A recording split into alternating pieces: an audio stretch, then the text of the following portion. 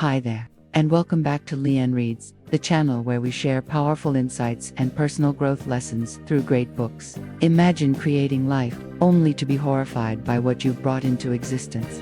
In Mary Shelley's Frankenstein, this terrifying idea becomes a reality for Victor Frankenstein, a brilliant scientist whose ambition leads him to uncover the secrets of life and death. But what happens when the very creation he hopes will change the world becomes his worst nightmare? Join me as we dive into this classic tale of ambition, guilt, and the consequences of playing God. Let's explore the story of Victor Frankenstein, his monster, and the timeless lessons that still resonate today. If you enjoy what you hear and want to dive deeper, we've included a link to the book in the description below. Now, let's get started. Frankenstein 1818 is a thrilling and thought-provoking tale about science, consequences, and responsibility. The book follows the character of Victor Frankenstein, a young, ambitious scientist who becomes consumed with the goal of creating life from the body parts of the deceased. Faced with the grotesque creation he has brought to life, Victor is filled with fear and refuses to take responsibility, pushing the poor creature into a spiral of hatred. This work is a haunting story about the destructive power of loneliness and the consequences of irresponsibility. Mary Shelley (1797 to 1851) was a remarkably talented English writer, best known for her classic Frankenstein 1818. She was the daughter of Mary Wollstonecraft, a prominent feminist and philosopher, and William Godwin, a political philosopher. In addition to her own works, Mary Shelley also edited the poems of her famous romantic poet husband, Percy Shelley. Frankenstein came to life as a result of a horror story writing contest that Mary Shelley, her husband, and the renowned romantic poet Lord Byron held during a summer vacation. Even if you're not a fan of horror, chances are you've heard of legendary figures like Dracula, Dr. Jekyll, and Mr. Hyde, or the iconic Frankenstein. When thinking of Frankenstein, most people instantly picture a bizarre, human-like creature, green in color, with bolts in its neck. Perhaps you already know that in the original story, Frankenstein is the name of the scientist who created the creature. However, did you know that the original work was written in 1816 by a female author? And did you know that Mary Shelley was only 18 years old when she came up with the idea for this chilling tale? These are just the first of many surprises in this classic novel. Let us dive deeper into the eerie world of Frankenstein to uncover the lessons within that have cemented it as an immortal literary masterpiece. The story of Frankenstein begins with 4 letters, written by the young explorer Robert Walton to his beloved sister, Margaret. Walton describes his preparations for an adventure to the Arctic. Although he feels lonely and disconnected from the crew, his desire to discover the extraordinary drives him forward. Soon, Walton and his crew rescue a weak, emaciated man trapped in the icy wilderness with a sled. They bring him aboard their ship and care for him until he recovers. Gradually, the mysterious guest reveals his story. It turns out that the man is none other than Victor Frankenstein. Victor slowly recounts his dark past, starting from his childhood. He was born into an affluent family in Geneva and was their only child. When he was 5, his mother adopted an orphan girl named Elizabeth. Together with his best friend, Henry, Elizabeth became Victor's closest companion. Later, his parents had another son, whom they named William. From a young age, Victor was fascinated by natural philosophy. He had a particular interest in the classical alchemists, such as Cornelius Agrippa, Paracelsus, and Albertus Magnus. One day, he witnessed a lightning strike that destroyed a tree near his house, which sparked his obsession with the study of electricity. After his mother's sudden death, Victor, at the age of 17, left home to study at Ingolstadt, Germany. His new professor helped him deepen his scientific knowledge, leaving a profound impression on him. From that moment, Victor resolved to dedicate his life to building a great career in science. Soon, Victor became completely immersed in his studies and research, forgetting his family back in Geneva. He developed a particular obsession with the mysteries of life, death, and decay. He pushed further than anyone before him. Victor Frankenstein uncovered the secret of life itself. Mary Shelley began writing Frankenstein in 1816, when she was just 18 years old. During a wet summer vacation in the Swiss Alps, stuck indoors reading ghost stories, she and her friends started a horror story competition. Among these friends were her future husband, Percy Bysshe Shelley, and Lord Byron. However, Mary was the only one who later published her story. The communal storytelling culture was responsible for the birth of this work. The story is primarily told by the explorer Robert Walton, who hears it from Frankenstein himself.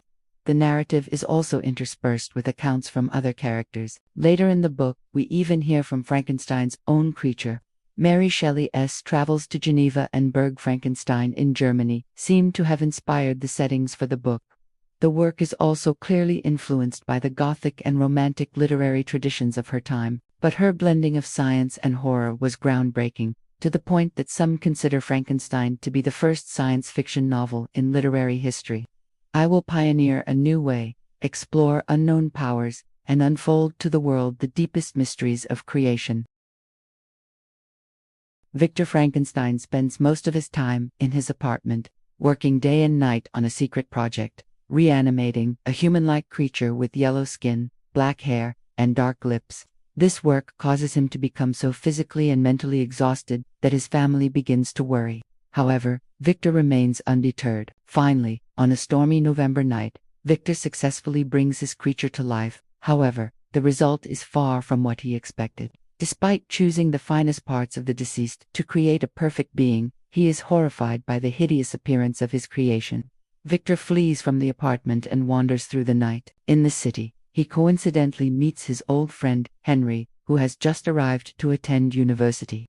Henry accompanies Victor back to his apartment, but by this time, the monster has vanished. Over the next few months, Henry takes care of Victor, helping him recover. When Victor regains his health, he takes Henry on a tour of the university. However, exposure to the field of natural science now disturbs and haunts him. Victor's adopted sister, Elizabeth, sends a letter announcing that Justine Moritz, a young girl who once lived with their family, has returned home. Soon after, Victor receives a heartbreaking letter from his father. His youngest brother, William, has been murdered. Victor immediately returns to Geneva. In the outskirts of the city, where his brother's body was found, Victor encounters his creation in a chilling confrontation. He is certain that his creation is responsible for the murder. However, the townspeople believe that Justine is the killer. Victor tries to convince them otherwise, but Justine confesses to the crime out of fear. She is eventually executed, and Victor is consumed with guilt. At the heart of the story is a cautionary tale about the dangers of unchecked scientific ambition. Victor becomes so consumed by his scientific ambitions that he neglects his family and friends. He fails to consider the consequences and the ethical implications of the experiment he is conducting. It is only after creating the monster that Victor realizes the severity of his mistake, but instead of taking responsibility, he runs from it. The consequences are tragic. The creature has caused the deaths of 2 of his loved ones. Victor belatedly realizes the chaos he has brought into the world. The question now is whether he can undo the damage he has caused. After the deaths of William and Justine, Victor becomes so depressed that he contemplates suicide. In an attempt to lift his spirits, his father takes the Frankenstein family on a trip to their old home in Switzerland. There, Victor decides to climb the Montanvert mountains to reconnect with his love for nature. Upon reaching the summit, the monster suddenly appears, charging toward him at terrifying speed. Filled with anger, Victor threatens his creation, attempting to drive it away. However, the monster cleverly convinces Victor of his responsibility as its creator, and then leads him into a frozen cave. By the fire, Frankenstein's monster recounts the events of its life. It describes the confusion and fear it felt upon being created, as well as the loneliness and despair it has endured. Since fleeing from Victor's apartment, it has wandered the wilderness, nearly driven mad from hunger, thirst, and cold. Every person it tried to approach fled in terror. Eventually, the monster learns how to make fire, and survives by stealing food from others' homes. But as it observes a poor family, from whom it has stolen, it begins to feel guilty. It attempts to help them by collecting firewood and placing it outside their door. It also learns their names, Felix, Agatha, and their blind, elderly father, de Lacy. Surprisingly, it begins to develop deep affection for them. When a foreign woman named Syphe joins the household, the monster also learns some of her language. By eavesdropping on their conversations, the monster learns about world events and the personal histories of each person in the house. It also finds a bag containing John Milton's works. Unaware that this is a fictional work, it is deeply moved by Milton's biblical tale of humanity's fall from grace. From that moment on, it becomes increasingly disgusted by its own grotesque appearance and unnatural creation. Hoping to join human society, the monster decides to reveal itself to the family. It plans to approach de Lacy first, but when it begins explaining its story to him, Felix, Agatha, and Safi return home. Terrified by the monster's hideous appearance, Felix drives it away. After this harsh rejection, the monster swears vengeance on humankind, especially the one who created it, Victor Frankenstein. It walks for months to reach Victor's home in Geneva. In the woods outside the city, the monster encounters Victor's younger brother, William. When the boy introduces himself as a member of the Frankenstein family, the monster becomes enraged and strangles him to death. One of the most unique and compelling aspects of Frankenstein is that parts of the story are told from the perspective of the monster itself. Mary Shelley does not merely depict Frankenstein's creation as a soulless monster. Instead, the creature is intelligent, sensitive, and deeply aware of human emotions. It clearly has the capacity to love and desires nothing more than to belong to human society. However, the people it encounters care only about its grotesque appearance. The monster experiences immense pain from the rejection it faces, especially from its own creator. The agony of loneliness is what drives it toward violence. Yet, even though it explains this to Victor and once again calls for him to take responsibility, its plea goes ignored. Everyone hates the wicked. How much more must I be hated, when I am more miserable than any of the living creatures? This is the monster's lament as it recounts its life to Victor. It cannot understand why it is so despised, when all it desires is to live and be loved like anyone else.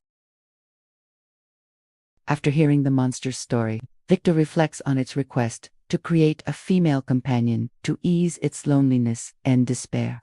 The monster promises that if Victor agrees, it and its bride will leave humanity behind and live in isolation, no longer harming anyone. Initially, Victor refuses, but eventually, he feels a sense of responsibility to resolve the issue and agrees to the monster's proposal. However, after parting ways with the monster, Victor does not act immediately. He is still grieving the deaths of William and Justine and preparing to marry Elizabeth, but soon, Victor realizes that he cannot continue his life without addressing the unresolved issue. He asks his father for permission to take a 2-year journey to England to acquire the necessary knowledge to complete the new project. His close friend, Henry, joins him on this journey. Upon reaching a small village in Scotland, Victor leaves Henry with an acquaintance and travels to a remote island in the Orkney Islands. There, he sets up a small laboratory in his cabin to complete the creation of the monster's bride. Victor throws himself into the work, but no longer with the same enthusiasm he once had. He feels pain at what he is creating and worries that the bride may not accept a life of isolation, or worse, that she might bear children, creating a new species that could threaten humanity. As Victor contemplates these consequences, he looks up and sees the monster grinning at him. Shocked by this sight, Victor decides to destroy the bride he is creating. Immediately, the monster grows enraged, but instead of attacking Victor, it issues a chilling warning. It will appear on Victor's wedding night. Analysis. The theme of responsibility continues to be emphasized in Frankenstein. The monster frequently reminds Victor of his duty as its creator, believing that he must take responsibility for his decisions. In order to solve its loneliness, the monster demands that Victor create a companion for it. Although Victor agrees, he cannot complete the task due to his fears. He worries that the bride might not accept a life of isolation, or worse, that she might give birth to a new race that could bring about the extinction of humankind. These fears prevent Victor from continuing his work, leading to a deepening enmity between him and the monster, which sets the stage for the events that follow. Victor cleans up the laboratory, takes the boat out to sea, and throws the remains of the monster's bride into the water. Exhausted, he falls asleep and nearly drifts away. Luckily, the wind changes direction, and he is brought back to shore. However, upon returning to the village, Victor is not warmly welcomed. He learns that Henry has been murdered, and the villagers suspect that Victor is the killer. Some villagers testify against him, claiming they saw boats similar to his on the night of the murder. When the magistrate takes Victor to view Henry's body, he is shocked to see the bruises around the victim's neck, which clearly indicate that the monster strangled Henry. Victor faints and wakes up in jail, once again suffering from his strange illness. His father rushes from Geneva to visit him. He stays with Victor until the trial, where Victor is declared innocent. the Frankenstein family returns to Geneva. Victor still decides to marry Elizabeth, but the monster's threats continue to haunt him. On the day of their wedding, Victor is filled with anxiety. The couple spends their wedding night in a house owned by the family. Unable to bear the tension any longer, Victor tells Elizabeth to go to bed, while he goes off to hunt the monster in the house. Suddenly, he hears Elizabeth scream. At that moment, Victor realizes that the monster never intended to kill him. It was Elizabeth it sought. Victor is devastated by the loss of his beloved, and his father is so grief-stricken that he dies just days later. Now, Victor's family has been destroyed by his own creation. Victor vows to hunt down and destroy the monster at any cost. This pursuit leads him deep into the icy wilderness of the Arctic, where Walton and his expedition find him. Frankenstein ends as it began, with letters from the explorer Robert Walton to his sister. Walton reports that Victor is dying and urges him to stop hunting the monster. However, Walton's crew is pleading with him to abandon the dangerous mission and return to England. Victor tries to convince Walton to continue his ambitious search, but eventually, Walton listens to the advice of his men. Victor dies just before the ship returns to England. A few days later, Walton hears strange noises from Victor's body chamber. He investigates quietly and is shocked to find the monster sitting beside its creator's bed, weeping. However, Walton does not dare to attack. The monster tells Walton of its suffering and regret for its cruel actions. It says that now its creator is dead, and it is ready to die as well. In the final scene, the monster bids farewell to Walton and disappears into the cold darkness of the Arctic. Frankenstein is a story about the dangers of unchecked ambition. Victor's obsession with scientific glory causes him to alienate his friends and family, ultimately destroying their lives. By abandoning the monster he created, Victor drives it down a path of wrongdoing. Sadly, he is unable to learn from his mistakes. Even as he lies dying, he urges Walton and his crew to continue their dangerous mission for the sake of scientific glory. Victor appears as a man who is deluded, shallow, and cowardly. He played the role of a god, wielding the power to create life, but refused to take responsibility when needed. In his final moments, he becomes a soulless creature, intent on killing his own creation by any means. I will die, and everything I know and feel will be no more. Soon, these burning pains will be extinguished. My soul will rest in peace. Or if it still thinks, it certainly will not think in the way I do now. Frankenstein tells the story of Victor Frankenstein, an ambitious scientist obsessed with the desire to create life. After successfully bringing his creature to life, he is horrified by the monstrosity he has created. Instead of taking responsibility, he abandons the poor creature, leaving it to face life alone. Although the monster is not lacking in intelligence or emotion, it is continually shunned by human society. Unable to bear the pain of loneliness, the creature vows revenge on its creator. It kills Victor's younger brother William, leading to the execution of Victor's friend Justine. In one final attempt to stop the destruction, the monster demands that Victor create a female companion to alleviate its loneliness. However, once again, Victor shirks responsibility. As a result, he loses his best friend Henry, his Elizabeth, and eventually his father. Overcome with grief, Victor swears to hunt down and destroy the creature he created. This pursuit leads him to the distant Arctic, where he is rescued by the young explorer Robert Walton, who is the last to record the tragic fate of Frankenstein. Frankenstein is a novel that has remained relevant for centuries, captivating readers with its deep exploration of morality, humanity, and the consequences of unchecked ambition. Mary Shelley's groundbreaking work, first published in 1818, delves into the story of Victor Frankenstein, a brilliant yet flawed scientist whose quest to conquer death leads to tragic consequences.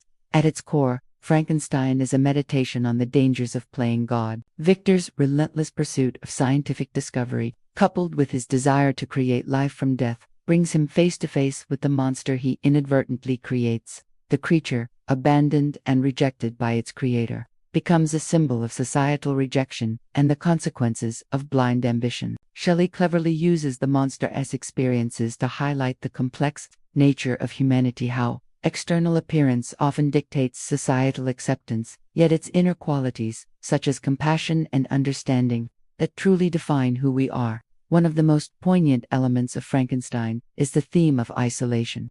Both Victor and his creation are consumed by loneliness. Victor isolates himself in his obsessive pursuit of knowledge, neglecting relationships with loved ones, while the creature, rejected by humanity, yearns for connection and understanding. The novel questions what happens when we push boundaries. What happens when our thirst for knowledge or power comes at the cost of empathy and human connection? Shelley's portrayal of the monster is especially powerful. Often seen simply as a figure of horror, the creature is portrayed with sensitivity and depth, evoking a sense of sympathy and understanding from readers. It is a tragic figure, one that mirrors the consequences of society's cruelty and the irresponsibility of those who create without considering the repercussions. Frankenstein also raises significant ethical questions about science and technology, making it incredibly relevant even today. In an era where genetic engineering and artificial intelligence are rapidly advancing, the novel serves as a timeless reminder of the moral responsibilities that come with scientific power. In conclusion, Frankenstein is far more than a tale of a monster. It is a profound exploration of the human condition, of creation and destruction, and the delicate balance between ambition and responsibility. Through Victor and his monster, Shelley urges us to consider the consequences of our actions and the importance of compassion in an increasingly technological world. And that wraps up our deep dive into this remarkable book. We hope it's been valuable to you. If you're interested in more titles with similar themes, leave a comment with your thoughts and recommendations. You can also buy the book to experience it more clearly, as well as support the author. I will leave the link in the description below for you to easily search. If you like the channel, you can press the like button, share, and turn on the notification bell to receive new content. Thank you so much, and we'll see you in the next video.